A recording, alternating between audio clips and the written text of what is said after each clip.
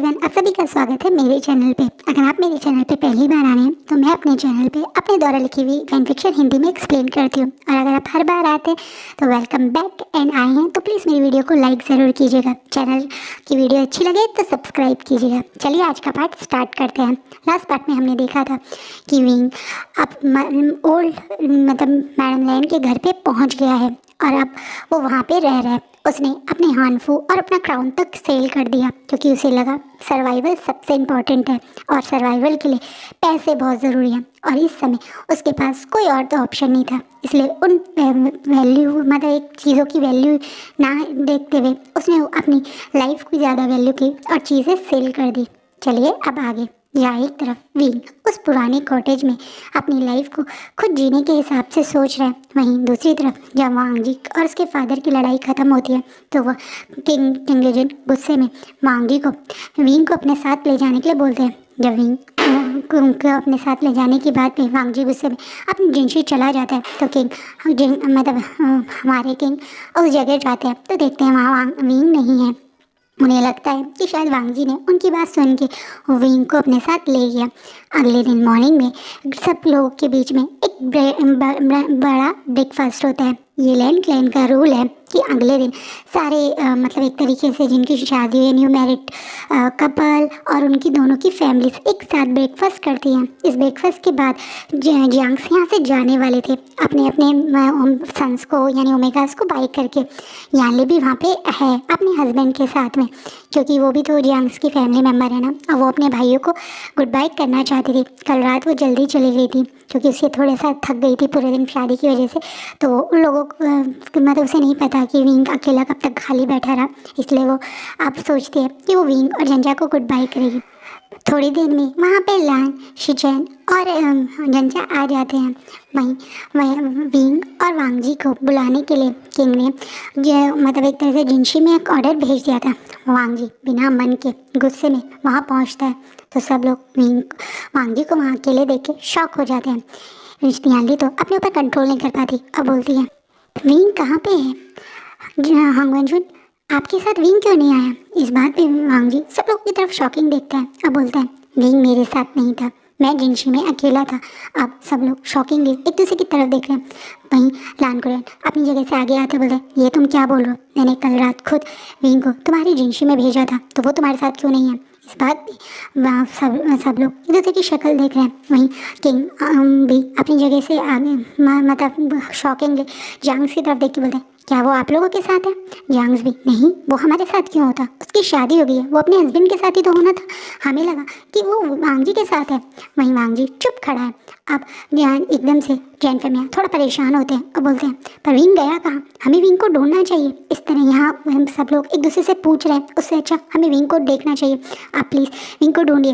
अब किंग भी घबरा के अपने सारे गार्ड्स को विंग को ढूंढने के लिए बोलते हैं। विंग को चारों तरफ ढूंढा जाता है लेकिन वहाँ पे विंग नहीं दिखता। वो गार्ड जिन्हें कल लान कुरैन ने भेजा था, वो गार्ड भी इतने नशे में थे कि उन्हें याद ही नहीं रहा कि कौन से वाले कॉटेज में उन्होंने छोड़ा था। इसलिए वो यही बोल देते हैं कि हाँ उन्होंने अगर लान कुरैन ने उन्हें जिनशी में बोला था होगा तो वो जिनशी में ही छोड़ के आए हैं। सब लोग अब विंग को ढूंढ रहे हैं। सुबह से शाम हो जाती है पर विंग कहीं भी नहीं मिलता है। अब तो आसपास की जगह भी विंग को ढूंढना शुरू हो गया। तभी किंग सबके बीच में ऑर्डर कर देते हैं कि जो भी विंग के बारे में कहीं से भी इंफॉर्मेशन देगा उस इंसान को बहुत बड़ी इनकम मिलेगी, एक तरह इनाम मिलेगा। ये बात सुनने के बाद चारों तरफ विंग के रेस्क्यू ऑपरेशन चल गए। कितनी हैरानी की बात है ना, विंग यहीं लैंड क्लैन में है, लैंड क्लैन के एक दूसरे महल में, पुरानी क्वीन के महल में है, किसी को पता ही नहीं। सब लोग तो उसे ऐसे ढूंढ रहे हैं जैसे विंग कहीं भाग गया हो या डर गया हो। वहीं दूसरी तरफ एक जब गार्ड विंग को ढूंढ रहे हैं, उनमें से कुछ गार्ड दो दिन बाद यानी 2 दिन तक विंग किसी को मिलता नहीं है, 2 दिन बाद वहाँ पे आते हैं। वहीं जियांग्स भी अभी तक यहीं पे थे और विंग के लिए बहुत परेशान थे। यानली और जंचा का भी बहुत बुरा हाल है, वो भी विंग के लिए बहुत परेशान है। अचानक से विंग बिना किसी को बताए ऐसे कहीं नहीं जा सकता, इसलिए उन लोगों को भी लग रहा है कि विंग ऐसे कहाँ चला गया। वहीं जब 2 दिन तक इनका कुछ पता नहीं चलता तो वांग जी बिना कोई इंटरेस्ट शो करे अपनी जिंदगी में वापस ही चले जाने के बारे में सोचता है, लेकिन किंग उसे जाने ही नहीं दे रहे क्योंकि उसका हस्बैंड गायब है, तो वो ऐसे कैसे जा सकता है। इसी पर वांग जी थोड़ा डर रहा है कि वो इन लोगों के साथ है, कहीं उसके कर्ज के कारण किसी की कुछ मतलब डेथ ना हो जाए, क्योंकि उसे तो लगता है कि वो कभी किसी के क्लोज रहेगा तो मर जाएगा ना, इस कारण बेचारा डर रहा है, बिना मन के यहाँ पे रुका हुआ है। 2 दिन बाद जब गार्ड आते हैं तो वो लोग सर झुकाए किंग के सामने बैठे हैं।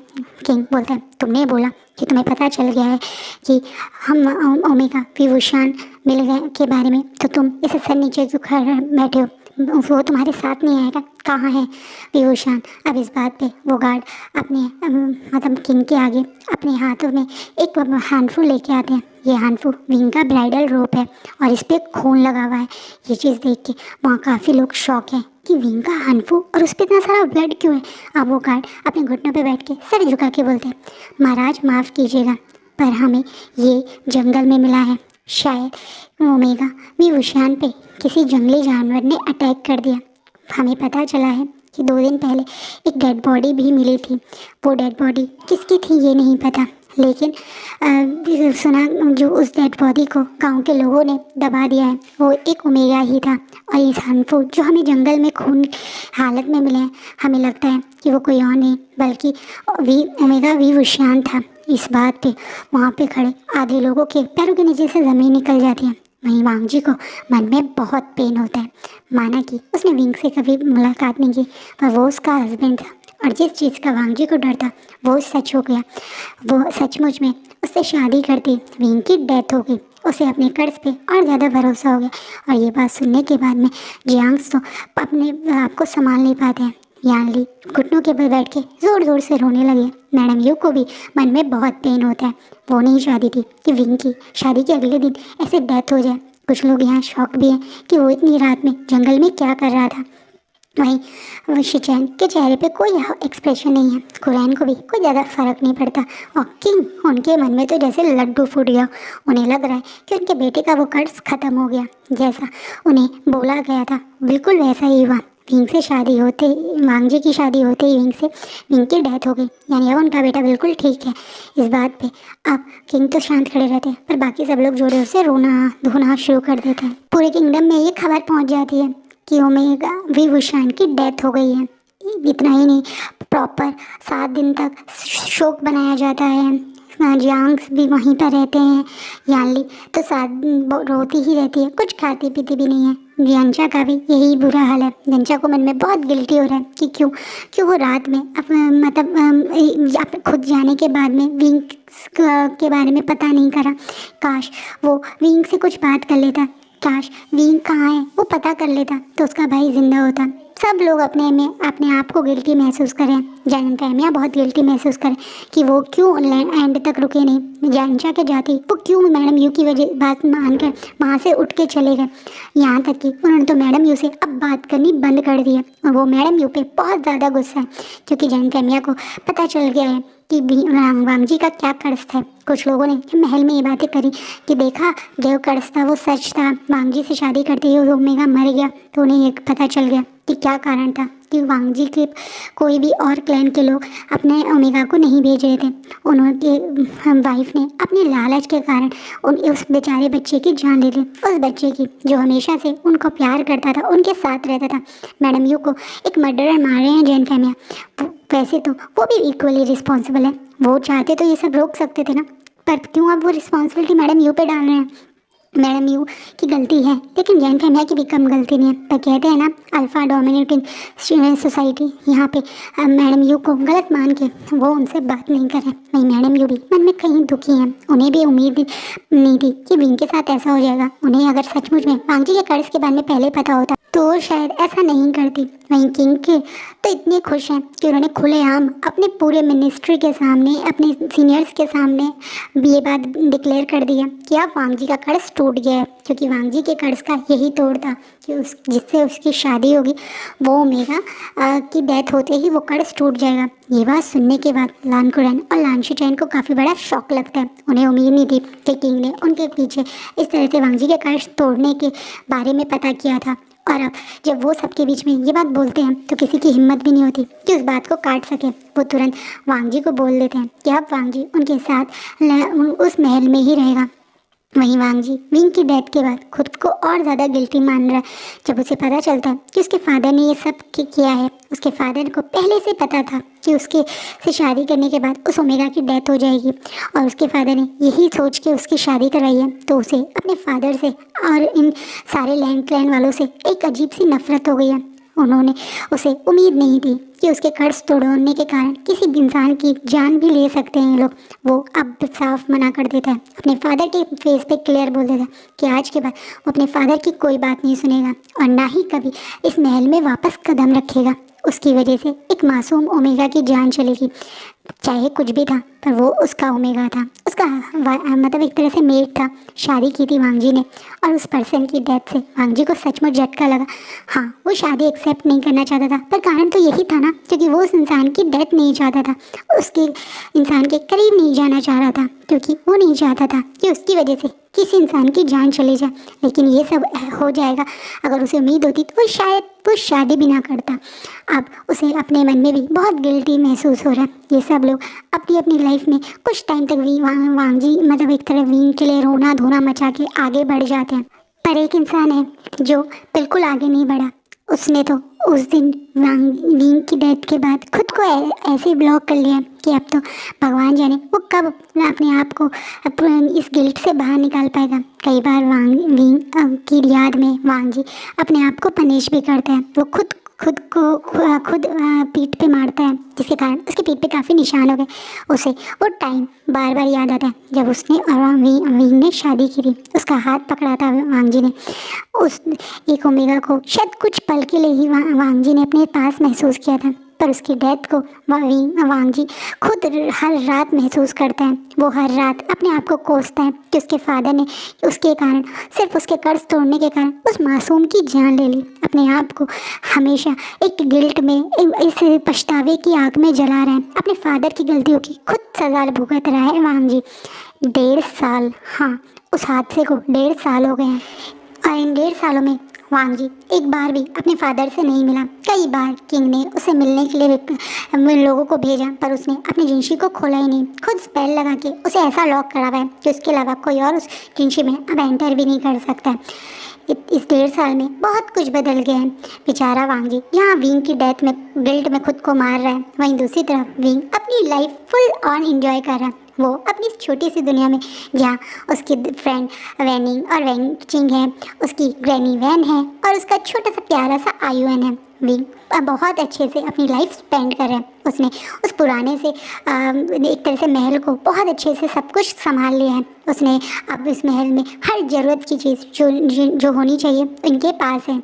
विंग के पास इतने पैसे थे कि उसने अब इस महल के पीछे कुछ एरिया क्लीन करके वहाँ पे फार्मिंग भी करनी शुरू कर दी। एक छोटा सा लोटस पॉन्ड भी बनाया।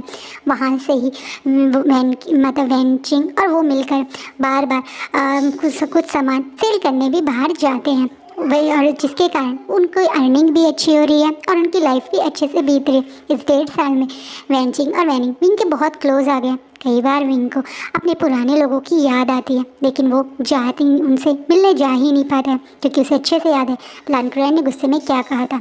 इसे उस कॉटेज में छोड़ा और जब तक उनका आदेश ना हो या किंग या इनके हस्बैंड का आदेश ना हो, ये वहाँ से बाहर नहीं जाएगा। विंग उसी बात को निभा रहा है। उस बेचारे को तो ये कई बार अपने घर वालों की याद भी आती है, लेकिन वो उन्हें फ़ोन में कहते ना मिलने भी नहीं सकता है, क्योंकि वो उन लास्ट एक कमांड को मान रहा है, ये सोच के कि अगर उसने ऐसा किया तो कहीं उसके मतलब प्लान को मुसीबत ना हो। वहीं दूसरी तरफ इस 1.5 साल में तो जैसे पूरी तरह से लैंड महल का काया पलट हो गया है। वहाँ पे अब किंग का नहीं बल्कि लान शिचैन और लानकुरैन का जैसे रूल चलने लगा है। अपनी बेटी की नाराज़गी, वांग जी की नाराज़गी के कारण किंग की तबीयत दिन पे दिन बिगड़ती जा रही है और उस चीज़ का फ़ायदा आराम से लान शिचैन और लानकुरैन उठा रहे हैं। लान शिचैन ने तो कितनी सारी कॉन्क्यूपाइन भी रख ली है। हाँ, क्योंकि अब वो क्राउन प्रिंस है और वांग जी ने डिक्लेयर कर दिया कि वो कभी इस महल की तरफ नहीं आएगा। तो ना चाहते हुए वो खुद को किंग मानने लगा है। यही इस कारण है कि अब हर एक क्लैन से उसने एक कॉन्क्यूपाइन रख लिया। नी क्लैन से नी हुसैन, जिन क्लैन से जिन मिंग्याओ और शु क्लैन से शुशे, ये सब लान शीचैन की कॉन्क्यूपाइन है। जानचा का इस समय क्या हाल है कोई नहीं जान सकता। वो अपने पेरेंट्स से उस दिन के बाद शायद 1 या 2 बार मिला है, वो भी तब जब उसके मतलब कोई बड़ी सेमिनार होता है, जब मिनिस्ट्री का काम होता है, वहाँ पे भी जंचा को नहीं आने दिया जाता है। वहाँ पे लान शीचैन के साथ में मिंग्याओ आता है, जिससे काफ़ी सारे लैंस गुस्सा करते हैं, क्योंकि एक तरीके से मिंग्याओ सिर्फ लान शीचैन की कॉन्क्यूपाइन है। कॉन्सर्ट या एक तरह से क्वीन के टाइटल के लिए अगर कोई एलिजिबल होना चाहिए तो उनकी नज़रों में जंचा होना चाहिए, पर लान कुरैन और लान शीचैन के सामने कुछ बोलने की उनकी हिम्मत नहीं थी। वहीं मिंग्याओ एक एक करके इस चीज़ का खूब फ़ायदा उठा रहा है। मैडम यू ने सोचा था कि कहाँ वो जंचा से शादी करवा के आराम से एक बड़ी मिनिस्ट्री संभाल लेंगी, लेकिन अब तो उनको वो जो पुरानी मिनिस्ट्री थी वो भी नहीं मिल रही है। हाँ, उनसे एग्रीकल्चर की जगह कहीं पूरे एक तरह से तो ना चाइल्ड वेलफेयर या वुमेन वेलफेयर इसकी मिनिस्ट्री उन्हें दे दी है, जिसकी एक तरीके से और ज़्यादा बेकार हालत है। वहीं दूसरी तरफ मिंग्याओ ने अब धीरे धीरे लान शीचैन को अपनी बातों की मतलब जाल में ऐसा बुन रखा है कि जैसा मिंग्याओ कहते हैं लान शीचैन वैसा ही कर देते हैं। लान कुरैन को कभी कभी लान शीचैन पे गुस्सा तो आता है, लेकिन वो भी खुश है कि जैसा वो चाह रहे हैं वैसा ही हो रहा है। वहीं दूसरी तरफ विंग अपना नाम बदल के अपनी दूसरी लाइफ को अच्छे से एंजॉय कर रहा है। वो जब वेंचिंग के साथ बाहर जाता है तो वो मोस्ट शॉर्नी बन के सब लोगों से मिलता है। अधिकतर वो अपने फेस पे एक मतलब कपड़ा बांध के रखता है, उसका पूरा फेस शायद ही किसी ने कभी देखा होगा। वहीं वेंचिंग विंग को लेके बहुत ज़्यादा कंसर्न रहती है। विंग बहुत ब्यूटीफुल है, इसलिए वो हमेशा ध्यान रखती है कि विंग कभी धोखे में कहीं गलत जगह हीट में ना आ जाए। वहीं दूसरी तरफ अब धीरे धीरे चीज़ें बदलने लगी हैं।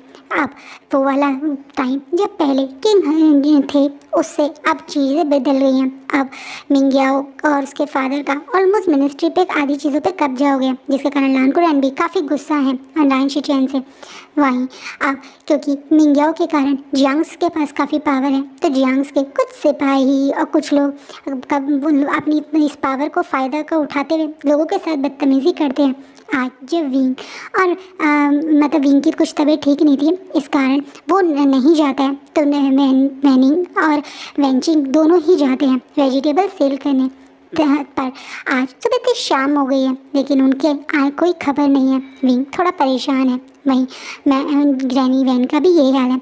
उन्हें पता है कि वो लोग समय पे जाते हैं और कुछ ही घंटों में जितना बिक सके उतना सामान बेच के वापस आ जाते हैं, पर आज इतनी देर हो गई वो लोग नहीं आए, तो ग्रैनी वैन को भी उनकी फ़िक्र हो रही है। विंग अब अपनी जगह से उठ के अपने फेस पे एक मास्क बांध के जाने लगता है, पर ग्रैनी वैन उसे रोकती है और कहती है, तुम कहाँ जा रहे हो? तुम्हें पता है ना तुम्हें हीट की मेडिसिन दी है वेंचिंग ने, अगर तुम्हें इस समय में इस तरह बाहर नहीं जाना चाहिए। मुझे पता है और आप भी अच्छे से जानते हैं कि अब मैं उस साइकिल से बाहर आ चुका हूँ, अब हीट नहीं आएगी, काफ़ी देर हो गई है, इसलिए प्लीज़ मुझे जाने दीजिए, मुझे बहुत फिक्र हो रही है इस समय वेंचिंग और वैनिंग की। आप प्लीज़ इस समय सिर्फ आयुन का ध्यान रखिए, मैं उन्हें देख के आता हूँ। परवीन ग्रैनी वैन, आप अच्छे से जानते हैं मैं कितना स्ट्रॉन्ग कल्टिवेटर हूँ और मैं इन सब चीज़ों से कितने अच्छे से बाहर निकल सकता हूँ। आप प्लीज़ यहाँ पे आयुन का ध्यान रखिए। मेरा सिक्स सेंस मुझे कुछ इंडिकेशन दे रहा है, मुझे डर लग रहा है कि कहीं ना कहीं कोई बड़ी गड़बड़ हुई है, वरना अब तक वेंचिंग और वेनिंग का वापस ना आना कोई नॉर्मल बात नहीं है। इस बात पे अब ग्रैनी वैन भी थोड़ा कंसर्न करते हुए और विंग के ऊपर कॉन्फिडेंस दिखाते हुए ठीक है बोल देती है। विंग तुरंत वहाँ से निकलता है। वो आसपास में देखता है तो कुछ पता नहीं चलता, लेकिन हाँ कुछ न्यूज़ उसे मिलती है, कुछ आसपास के लोगों की बातें सुनाई देती है। जब मतलब इन में जहाँ ये लोग अधिकतर जाके सामान बेचा करते थे, उस इन के में क्या था खाना वाना बनाने के लिए वो इनसे सामान ले लेता था ना, उस इन में जब ये सामान बेचने जाया करते थे उस इनके ओनर से मिलता है, तो विंग को सारी चीज़ें क्लियर भी हो जाती है। वो इनका ओनर बताता है कि आज जब वो लोग यहाँ पे कुछ सामान बेचने आए थे तो उनके इन में जिन क्लैन के कुछ सोल्जर्स थे और वो सोल्जर उन दोनों को ज़बरदस्ती अपने साथ ले गए हैं। ये बात सुनने के बाद विंग को बहुत गुस्सा आता है। और वो पूछता है कि कहाँ हैं वो जिनके सोल्जर्स का ठिकाना। इस बात पे वो पर्सन यानी जो इनका ओनर है वो बहुत घबरा जाता है और बताता है कि पिछले 1 साल से ऐसा ही हो रहा है, जब से दो मतलब एक तरह से जिन के पास में एक तरह से मिलिट्री की आ गई है, या एक तरह से कह सकते हैं आर्मी की मिनिस्ट्री आ गई है, तब से वो लोग ऐसे ही करते हैं। जिनके सोल्जर्स इस तरीके से कभी भी किसी को भी अपने साथ उठा के ले जाते हैं और उन ओमेगास के साथ बहुत गलत व्यवहार करते हैं।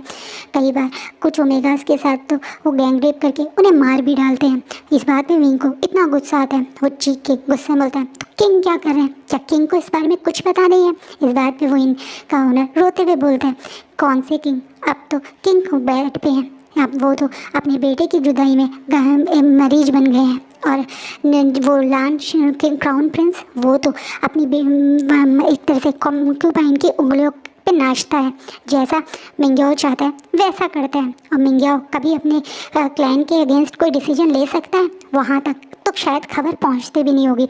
बेचारा इन क्लियर कट विंग को बताया है। विंग ये बात सुन के बहुत शॉक हो जाता है कि इतने टाइम से इतना सब कुछ हो रहा है और उसे पता ही नहीं। कारण ये था कि कुछ घंटे के लिए यहाँ आते थे, अपना काम करते थे, आसपास के कुछ सुनते नहीं थे और चले जाते थे।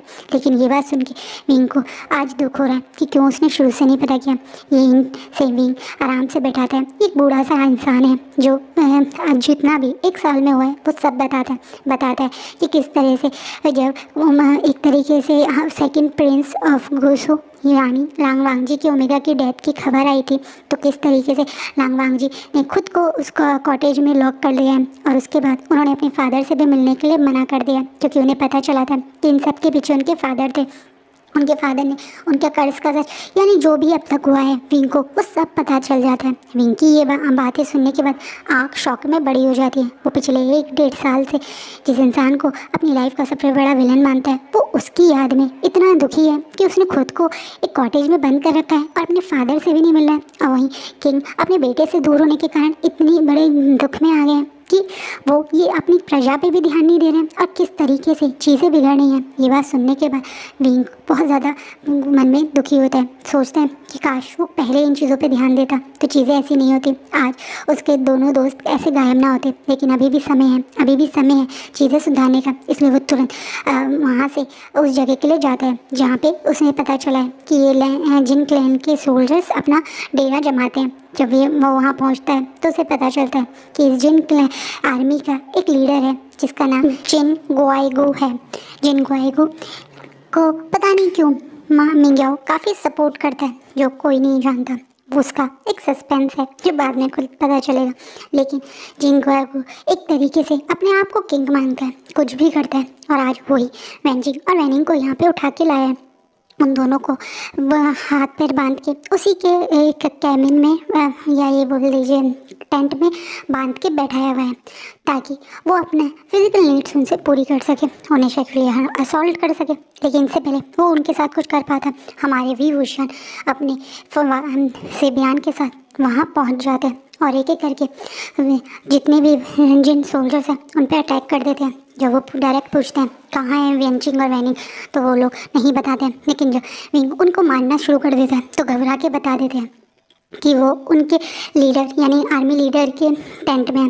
जैसे विंग उस जगह पहुंच जाता है, वो वहाँ पे वेंचिंग और वैनिंग की हालत को देख के मन में बहुत दुखी होता है और तुरंत उन्हें खुल के अपने साथ ले जाने लगता है। लेकिन उसके सामने जिन मायको आके अपनी तलवार लेके खड़ा हो जाता है और उस पर अटैक कर देते हैं, जिससे विंग भी उसे बराबरी एक तरह से हमला करता है। उन दोनों के बीच में इतनी बड़ी वॉर हो जाती है कि 1 मिनट में वहाँ पे जितने सोल्जर हैं वो विंग को घेर के खड़े हो जाते हैं। वहीं उनसे बराबरी की टक्कर दे रहे हैं। वो एक स्ट्रॉन्ग कल्टीवेटर है तो उसको लिए मतलब ऐसी लड़ाई कोई बड़ी बात नहीं थी, लेकिन बाकी सबके लिए काफ़ी बड़ा शौक था। अब इसमें अपने आर्मी लीडर के इशारे पे तो सब लोग विंग को एक साथ पकड़ लेते भी बना देते हैं।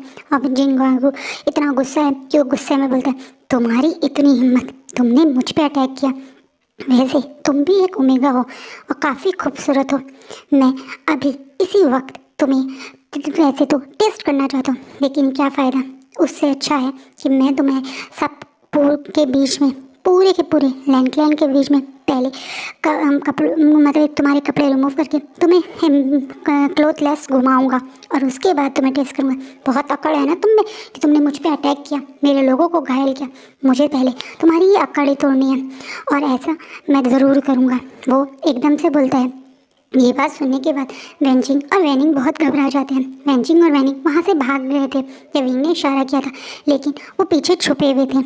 इसलिए वेंचिंग इस चीज़ विंग के साथ ना हो ये सोच के इतना घबरा जाती है कि वो अपने भाई के साथ बिना मौका गवाए लैंडक्लैन महल की तरफ दौड़ पड़ती है। उसे लगता है कि ये बात किंग को बतानी चाहिए, किंग को बताना चाहिए कि सेकंड प्रिंस के ओमेगा के साथ कुछ गलत करने की सोच रहे हैं उन्हीं के आर्मी लीडर। हाँ, वो यही सोच के वहाँ से भाग जाते हैं। वेंचिंग और वैनिंग ने अपनी जान लगा रखी है। वो इतनी तेजी से किंग यानी एक तरह से लैंड महल की तरफ पहुँचते हैं।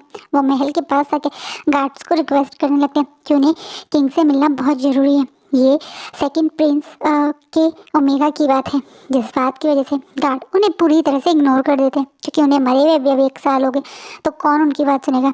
वहीं वेंचिंग लगातार गेट के गार्ड से बात कर रही है और वैनिंग के दिमाग में आता है कि क्यों ना नैनी मतलब एक ग्रैनी से भी बात करी जाए। ग्रैनी वैन ज़रूर कुछ ना कुछ करे, हेल्प कर सकती है क्योंकि वो पहले यहाँ जॉब करती थी।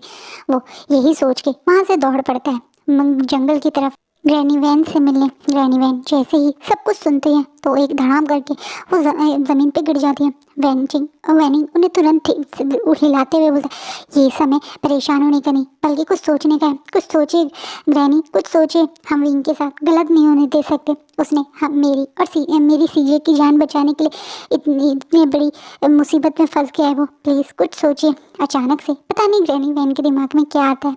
शायद वो भी जानती है कि ये महल के लोग कुछ नहीं कर सकते जो कि हंगवंजुन कर सकते हैं। हाँ, जब उनकी मदर की डेथ हो गई थी, यानी वांगजी की मदर की डेथ हो गई थी, उसके बाद 12 साल की एज तक, मतलब उनकी मदर की डेथ हुई जब वो 5-6 साल के थे तभी हो गई थी ना, तब से लेकर 12 साल की एज तक वो ग्रैनी वैन ही थी जिन्होंने वांगजी का ध्यान रखा था, जिन्होंने वांगजी को पाला था। इसलिए वो बहुत अच्छे से जानती हैं वांगजी के बारे में। उन्हें पता है कि जब वो यहाँ से गई थी तो वांगजी जिनशी में रहता था, महल से दूर, उनके पास ये लोग आराम से पहुँच भी सकते हैं। इसलिए ग्रैनी वैन बिना मौका गवाए जल्दी से वांगजी की तरफ दौड़ती हैं। उनके पास वो हेयर पिन भी है जो उनकी विंग की मतलब बालों में थी, जो वांगजी की मदर की पिन थी जो विंग के पास थी। वो और वैनी दौड़ के जिनशी की तरफ पहुँचते हैं। और आज का फैन फिक्शन नहीं रुकते, तो कल देखेंगे क्या वांगजी जाएगा विंग को बचाने या कुछ बड़ा ना हो जाए विंग के साथ। और क्या ये लैंड महल वाले वेंचिंग की बात सुनेंगे या वेंचिंग की बात कोई ऐसा ना सुन ले जिससे विंग और वांगजी की नई मुसीबत बढ़ जाए। प्लीज़ नेक्स्ट पार्ट में ज़रूर देखना। और हाँ, मेरी वीडियो अच्छी लगे तो प्लीज़ उसे लाइक किया कीजिए। मुझे बहुत खुशी होगी अगर आप मेरी वीडियोज़ को लाइक करेंगे। मुझे लाइक और कमेंट बहुत पसंद है। हाँ, शायद आप सब्सक्राइब नहीं कर रहे तो कोई बात नहीं, लेकिन कमेंट और लाइक ज़रूर किया कीजिए। Thank you.